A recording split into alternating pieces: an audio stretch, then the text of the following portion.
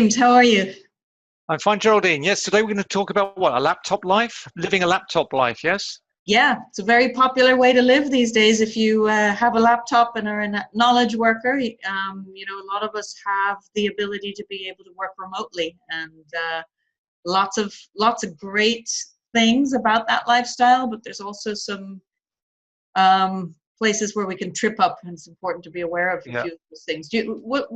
What have you noticed with some of your clients in terms of like the Well, maybe the biggest difficulties that they may run into? Because we all know about the fantasy and the wonderful ideal of having some freedom and working from anywhere and living the dream. But what do you find are some of the pitfalls that yeah. people run Well, into? I coach people around the world, and the big issue is they're working for somebody, they're in the job that they're not happy with, and they have this dream about traveling around the world with a laptop and getting involved with things like, affiliate marketing or drop shipping or trading or cryptocurrency. I have one client who's a cryptocurrency trader doing really, really well of money, and he's traveling around various parts of the world and so on. Hmm. So there is some wonderful things about flexibility, being your own person.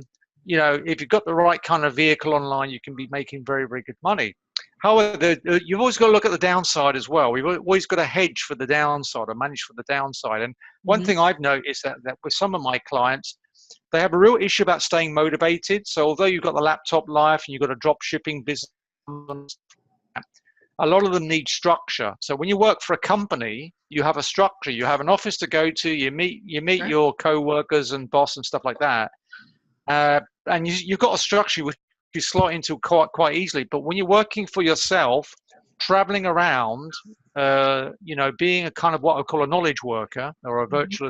virtual worker, there is some issue about having a self-motivation and a framework, and that's why it's very important to have somebody that you can sort of bounce ideas off.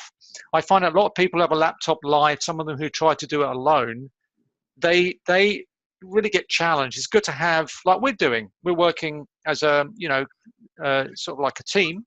Yep. We bounce ideas off. That really, really helps.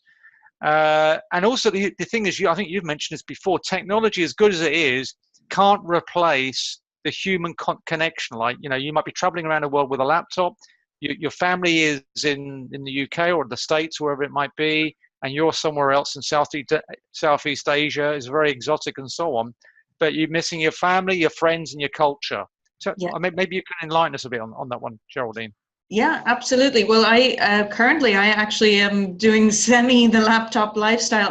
I work from home for I'm a consultant for a software company in Scotland. I'm based in Dublin, Ireland at the moment, and I check in with them on a weekly basis by phone or by Skype, or even just by message. And however, I have noticed that if too much time goes by, and my CEO is very good about this, I start to flag a little bit, and I start to get a little bit lost in the woods sometimes if I don't really have a very solid structure for myself. And the kind of work I'm doing at the moment is research, so it's very open-ended sort of work, and it can get really tricky because you never get to the bottom of things in research. You have to kind of give yourself the framework to say, right, that's enough data on this topic, and then moving on to the next topic. Sometimes that can be hard to know where that is. So in this particular kind of work, it's really helpful when I get to go physically spend 2 or 3 days in the headquarters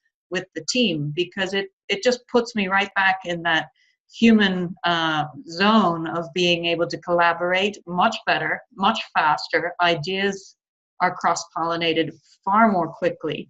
And even though we're all very savvy with technology and able, I would say we're excellent communicators as a team, um, there just is no replacing that face-to-face communication.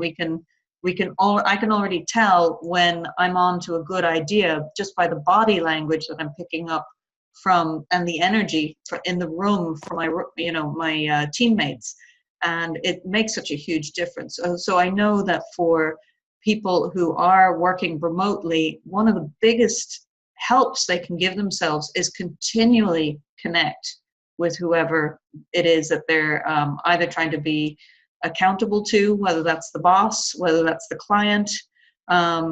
Continually make structured steps to be able to connect. And when at all possible, make for an in-person meeting.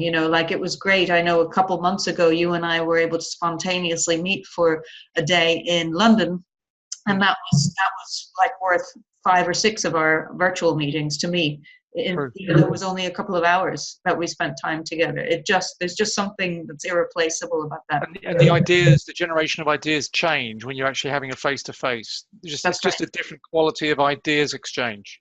That's right. Yeah. So what would you say, because it is a struggle and not everybody has the luxury to be able to meet up with all of their clients. Like I had somebody demo, for the software that I work with, I demo, and they didn't realize that I'm literally in 6 other time zones away from them. They said, are you going to come by the office and give me the demo? I kind of giggled, said, well, that's cute, but no, I don't think that would be feasible for us, unfortunately. But so it's not possible always to connect that way. So what top tips, I guess, would you give when it isn't possible to do that? How would you? One of the things is, I coach. I'm thinking about one person who's a trader. He's always traveling around the world, okay, and he's got plenty of money to do it, and he needs that weekly check-in with me. Mm-hmm. Right. So as a coach, as a supporter, I'm keeping him stable in a way, and keeping him focused on the work he's doing, making sure that he's got a structure each week that keeps him on track. And he's got someone to actually talk because he hasn't got local family around, right? Sure. So support, coaching, somebody that you can refer back to, creating what we'll call, we've talked about this before, a little mastermind of 2 or 3 people, like-minded people who you can check in a couple of times a week. Because we all need that support. We all need to talk to someone. You can't just end up going onto your affiliate website or selling stuff on Amazon and not talking to anyone. You can talk to clients and stuff like that, but someone that you can feel supported by. Great, like a business, a peer in business. Yeah, it's the biggest tip. So if you can't see them physically, at least have someone that you can trust, that you can confide in. Because I find a lot of them have to release a lot of kind of tension. They're feeling a bit of alone. They're feeling a little bit bored. Sure. They're making great money, but at the end of the day, they need to release all that stuff and to be able to kind of like reset themselves so they can carry on for the next week or the next month. Absolutely. I have actually 3 mini top tips, and these are going to sound probably very simple, but they really, really do work. One of them is find something that you love to do and do it 10 minutes a day. So whether that's going out for a walk, whether that's, petting or playing with the cat or whatever that might be, something really simple, but do it. Might be even just having a quick old dance in the kitchen or something, blasting some music. The second thing is exercise. I find that exercise, the days I exercise, even though it's so hard sometimes to get myself motivated to do it. I really notice a huge difference in my mood and my attitude towards everything. And the third thing is, I think this is something that people do not do enough of. And when I had my own company, I built it into my schedule. And this was reward myself with something I love. And in that time, it happened to be I'd get a monthly massage. And I would make it a 2-hour-long massage. It was luxurious. But it was my reward for working my bum off for, a long time. So I would definitely recommend doing that. People don't celebrate their wins enough, and they don't acknowledge their own work. No, it's a good point. It's what I mentioned when I coach people, is that when they take actions and say, what's the reward are you going to give yourself? Be it a massage or having a nice meal or whatever. So this all comes back to, again, if you're going to go into the laptop live, you've got to be able to design it that it supports you. And we've got a website, was it richlifedesign.com, right, to help people just like the knowledge workers or the people who are virtual coaches or virtual business people to live a life where they are feeling supported and giving them a sense of structure and support. Yep, definitely. So richlifedesign.com, and we've also got these videos going up on YouTube at Rich Life by Design. And you can email us also, James or Geraldine at richlifedesign.com, and just ask us about any upcoming, we have some free courses coming up and some other resources that we'll make available on the website. So thanks for watching, and thanks, James, for your time today. Thank you. See ya. Talk to you soon. Bye for now. See ya. Bye.